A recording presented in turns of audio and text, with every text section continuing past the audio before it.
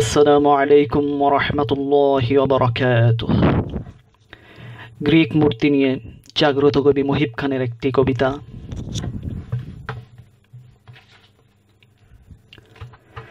দেশের সকল ইমাম আলেম পীর মাশায়েখ বুজুর্গরা কান ফাটিয়ে বলছে তোদের যায় না কানে বধির তোরা।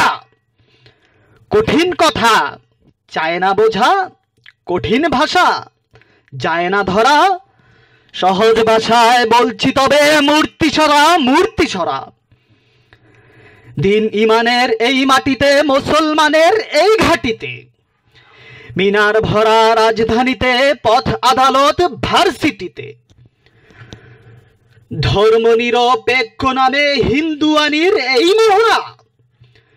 খোদার গজব পড়বে ঘাড়ে বলছি ওরে মূর্তি সরা।